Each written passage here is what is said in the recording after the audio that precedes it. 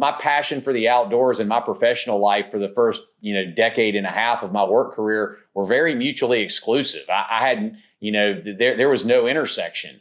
But as I began to heal, I just began to have these insights of, there's a real opportunity for me to take my personal passions and integrate that with my professional life.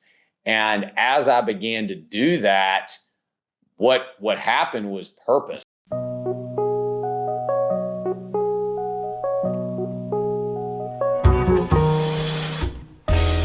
I know you've done a lot of work on yourself, and I know that, you have, grown and pushed yourself to grow in a lot of ways. I mean, that's actually, how we met, That's right. through our mutual friend, Chor. And so, just want to hear, to the extent that you want to, share a little bit about your own personal journey and kind of the work that you've done on yourself so that you can show up as this leader of this organization and really, allow yourself and your values and your, vision and your, skills to shine.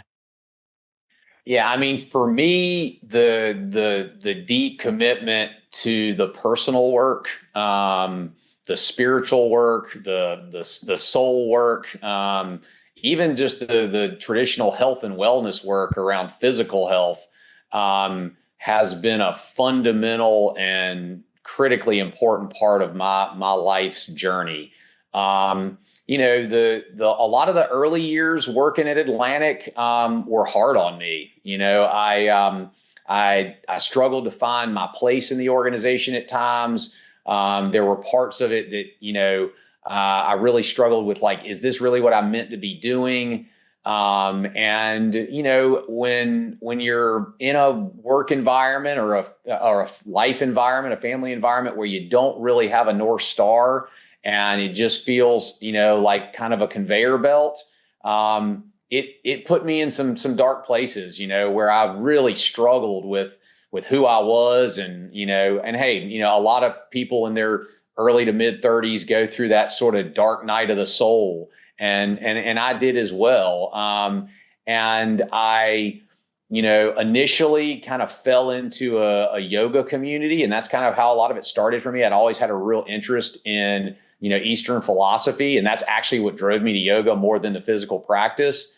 And that really introduced me to a lot of people in the community here in Charleston, where I live now, that were really focused on health and wellness and spiritual and emotional health, as well as physical health. And I started really walking that road. It wasn't a straight line.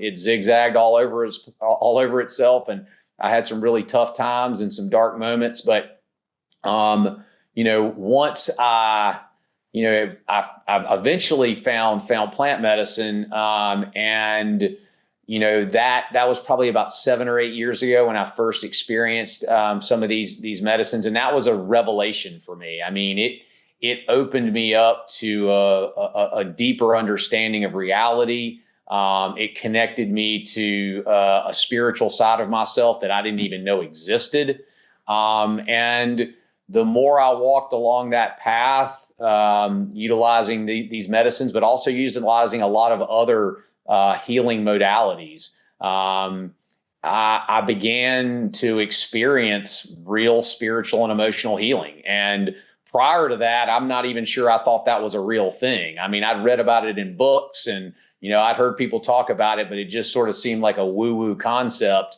until I really started to experience it. And there was a moment where I'm like, oh my goodness, this is a real thing. This is an actual real thing. And I've continued on that path ever since. And, healing, my wounds that I came into this world with, and some of the challenges I had as a young person, and really having the courage to walk through a lot of that fire. I found that over time, I really was able to experience life in a much more dynamic and integrated way. And it eventually also began to reveal to me, like, how I could integrate my passions for things like nature and the outdoors into what I do professionally. And I'd never seen that before. my passion for the outdoors and my professional life for the first, decade and a half of my work career were very mutually exclusive. I had, there was no intersection. But as I began to heal, I just began to have these insights of, there's a real opportunity for me to take my personal passions and integrate that with my professional life. And as I began to do that, what happened was purpose. I mean, I really found what I believed was my life purpose. All of a sudden, work became super joyful for me. Every day I felt like I was making a difference. It gave me a sense of myself and my place in the world and what I was born to do and meant to do. And I feel 1,000% confident that without the deep personal work, I never would have seen it. Because prior to that, I was just shackled with all my insecurities and pain and trauma from my youth and, bad decision making on my part in a lot of ways. And all of those wounds, impacted me and informed me in negative ways. But as I was able to unravel a lot of that stuff and have compassion for myself and have the support of a lot of amazing human beings, some of whom you and I know collectively, it really transformed my life. And today I have a life that I absolutely love. Yeah, it's awesome. And I think I've been a little careful in the plant medicine discussion because I think when somebody looks at you and hears the transformation, I think it's really important that they also understand just how hard that is, and how confronting it is, and how scary it can be, and how disruptive it can be, and how important it is that it be done in a very safe and honorable container, and really maybe even more important than anything, how important the ongoing work outside of the medicine is to actually really integrate, to actually really, just in like simple language, get the real benefits of that work. Right. I think some people, for better or worse, there's a lot of excitement and momentum around plant medicine now. But I think it's a little dangerous too, that, you kind of need to know what you're getting into. I think, and you need to make sure you're doing it with the right people, and you need to make sure that you got the right people around you before and after. Yeah. And you've done some deep, heavy hitter medicine. I mean, stuff I'm scared to do. But I'm just looking at you, and on the surface, people would have no idea at all the places and people and depth of the work that you've done. As they may, be watching you, here on YouTube.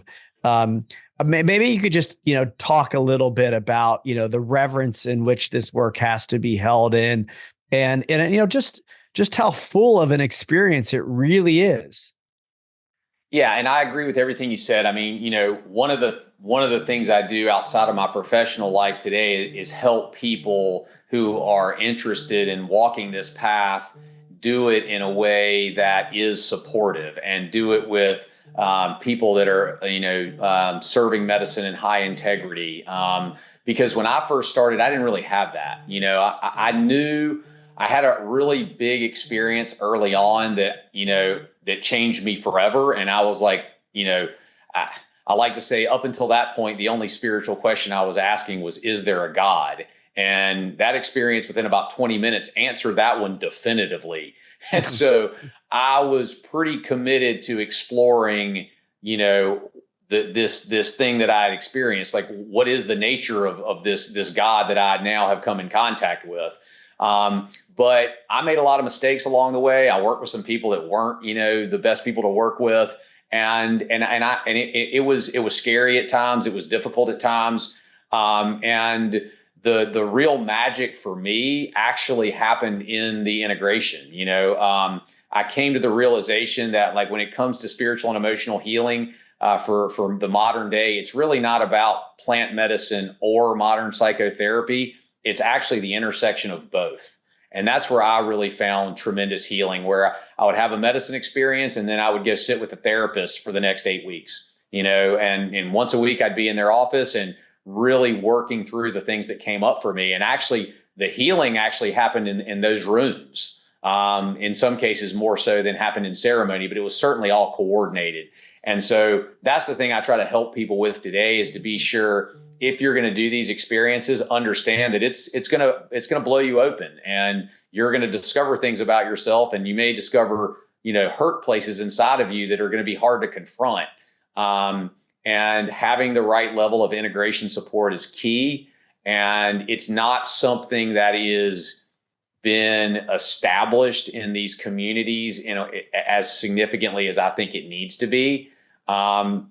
These medicines are not a magic pill. They ask you to participate in your healing, and I believe that's real purposeful, because the participation is where all the learning happens. If it was all just magic and you took this medicine and the next day you were all fixed, you really wouldn't learn a whole lot. But my experience over the last 6 or 7 years has really been this process of uncovering a layer, going into these wounded places, understanding how it happened, having compassion for it, loving these parts of ourselves back into our integrated self. And that's it's a reverent, deeply spiritual experience.